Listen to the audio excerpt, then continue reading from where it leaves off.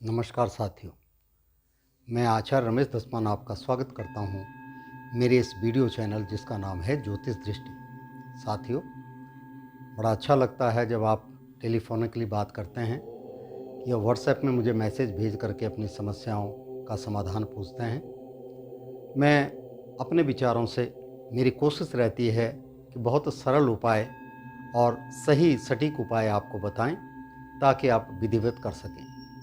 एक मेरी बहन ने बड़ा प्रश्न किया कि गुरुजी आप जो है ये सरल छोटे छोटे से उपाय बताते हैं जो हम कर सकते हैं। विदेश में रहती है, कई बार कहा कि इन छोटे उपायों में कई बार यहाँ पे ये असुविधाएं आ जाती है कि हम क्या करें। तो मैंने उनको कहा कि जहाँ कहीं भी परमात्मा का आप नाम ले रहे हैं, अगर कुछ चीज़ें नहीं दे सकती आप तो कृपा करके कुछ धन निकाल दीजिए, जिसे हम 10 बंद कहते हैं अपनी कमाई में से, नेक कमाई में से थोड़ा थोड़ा दान पुण्य के लिए अर्जित करना चाहिए। और इसी 10 बंद के अंतर्गत दान भी आ जाता है, धर्म भी आ जाता है और भविष्य के लिए जो आप संचित करते हैं वह धन भी आ जाता है। आइए नए वर्ष के नए रूप में चलें। हमारा चैत्र मास जो है शुरू होने जा रहा है और नया संवत, जैसा कि मैंने पहले भी आपको बताया था कि वैसे तो 1 जनवरी से जो है नया वर्ष चल जाता है, लेकिन आंग्ल भाषा का है।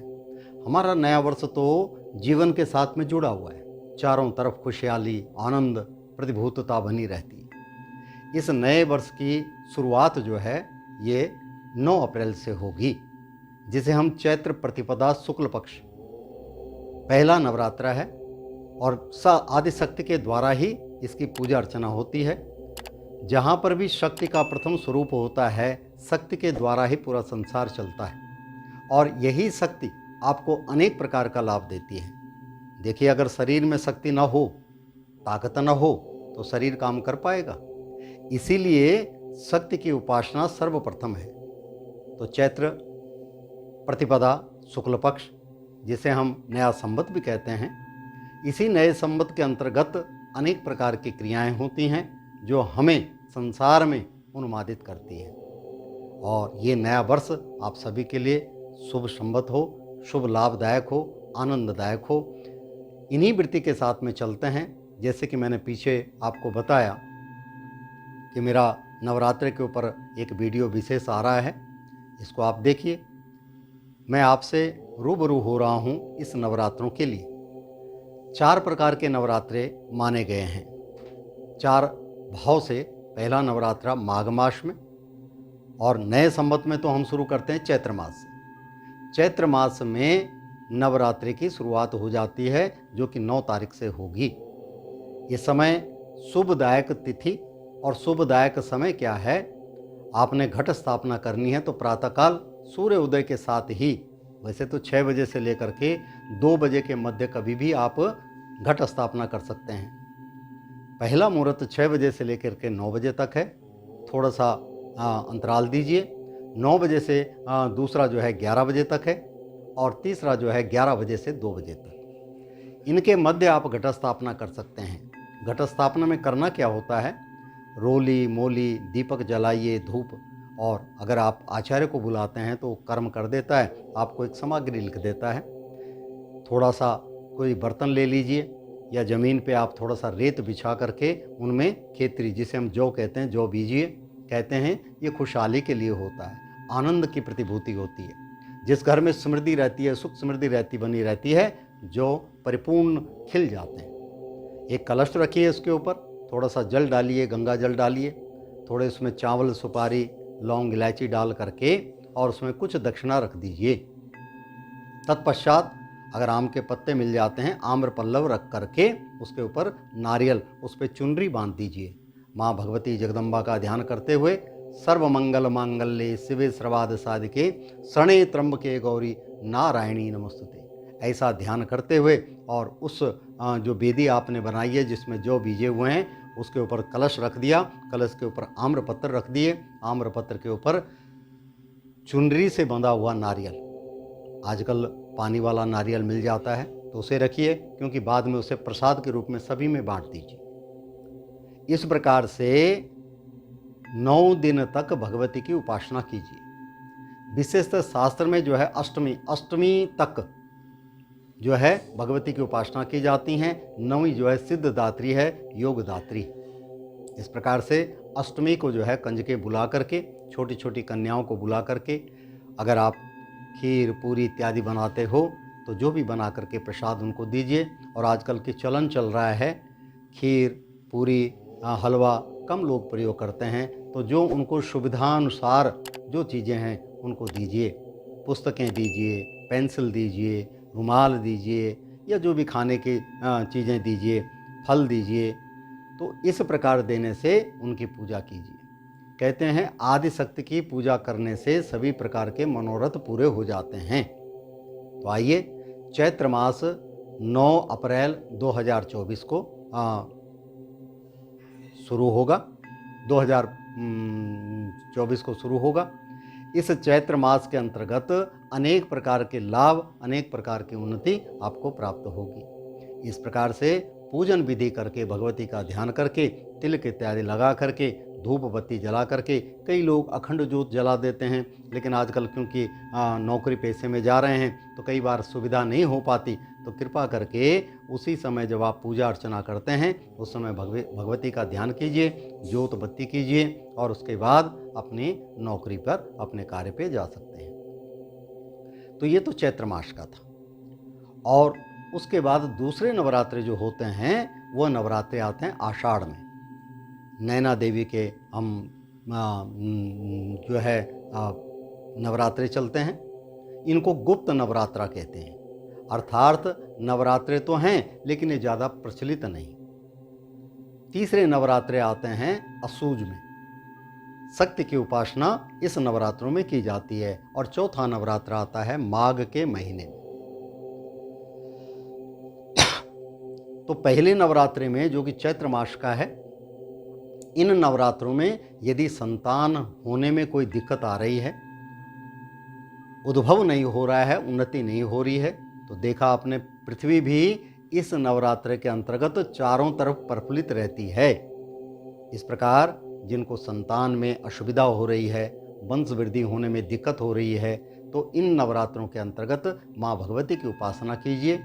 इन दिनों में भगवती का ध्यान करते हुए यदि हो सके व्रत रखें।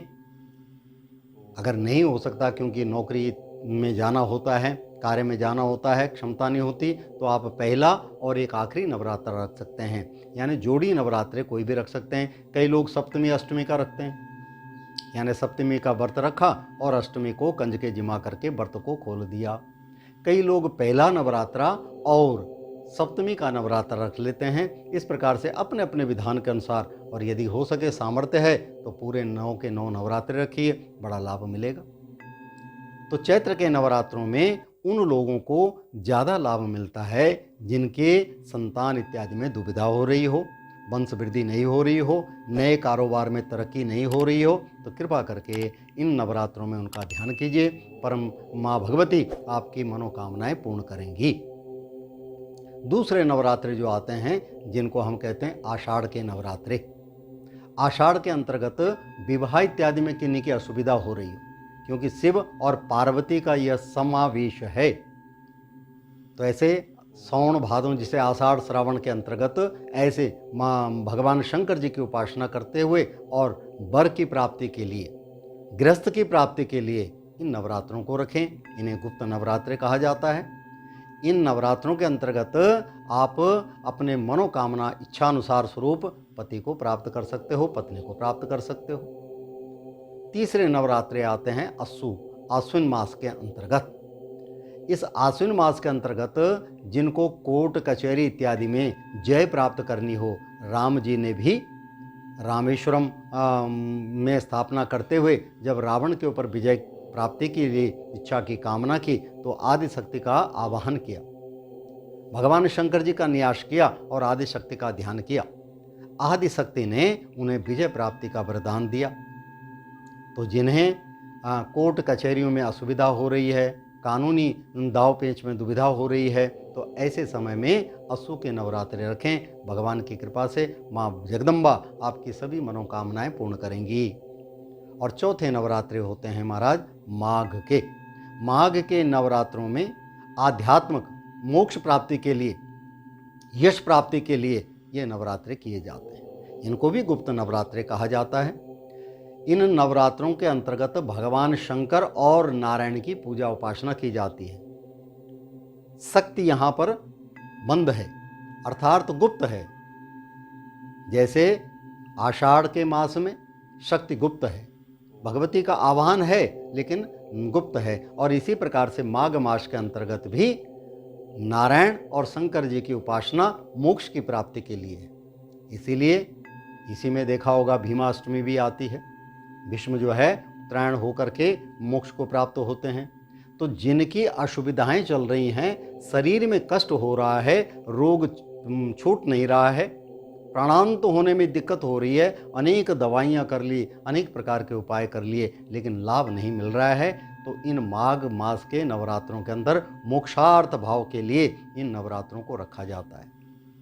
तो इस प्रकार से दो जो प्रचलित नवरात्रे हैं, जिन्हें हम चैत्र मास के अंतर्गत नया संवत शुरू होता है, और दूसरा नवरात्रा जो है वो असु मास के अंतर्गत, इन दोनों नवरात्रों के अंतर्गत लाभ की वृद्धि होती है, अनेक प्रकार की सफलताएं प्राप्त होती हैं। आदि शक्ति का ध्यान करते हुए, माँ जगदम्बा का ध्यान करते हुए अपनी मनोकामनाओं को पूर्ण करने के लिए इन नवरात्रों को जरूर रखिए। विधान विधि विधान वैसे तो कहा गया है कि सरस भाव से किया हुआ काम माँ जगदम्बा अपने आप कहते हैं ना, कुपुत्रो जायेता क्वचिदपि कुमाता न भवति। संसार में कुपुत्र तो अनेक हो सकते हैं लेकिन माता कुमाता नहीं होती। इसलिए माँ जगदम्बा का ध्यान करते हुए इन नवरात्रों में आप उल्लेखित कर्म कीजिए। भगवान की कृपा से आपकी सभी मनोकामनाएं पूर्ण होगी। इन्हीं विचारों के साथ मैं अपनी वाणी को विराम देता हूँ, लेकिन साथ ही साथ आपको एक बार फिर बता देता हूँ, 9 अप्रैल को प्रातःकाल 6 बजे से स्नान ध्यान करके रोली मोली अक्षत नैवेद्य, एक तांबूल पान लगा करके मीठा पान भगवती को लगाइए, और जो भी प्रसाद आपने भगवती को चढ़ाना है वो सभी सामग्री इकट्ठा करके, और जौ इत्यादि मिट्टी हो या जौ हो उसमें जो है जौ को बीज दीजिए, और बीजने के बाद उस पर कलश रख दीजिए। कलश की स्थापना करते हुए माँ भगवती का ध्यान कीजिए और मनोकामनाएं पूर्ण करते हुए सर्व मंगल मांगल्ये शिवे सर्वार्थ साधिके शरणे त्र्यंबके गौरी नारायणी नमोस्तुते। माँ भगवती का ध्यान कर लीजिए। भगवती आपकी सभी मनोकामनाएं पूर्ण करेगी, सभी इच्छाओं को पूर्ण करेगी, जो रुके हुए कार्य हैं उनको भी परिपूर्ण कर देगी। विवाह में रुकावट पड़ रही हो, कार्य में अवरोध हो रहा हो, कोई कार्य नहीं बन रहा हो, वो सभी मनोकामनाएं माँ जगदम्बा आपके परिपूर्ण करेगी। इन्हीं विचारों के साथ, इन्हीं शब्दों के साथ मैं अपनी वाणी को विराम देता हूँ। नए विचारों के साथ आपके समक्ष आएंगे, तब तक के लिए नमस्कार।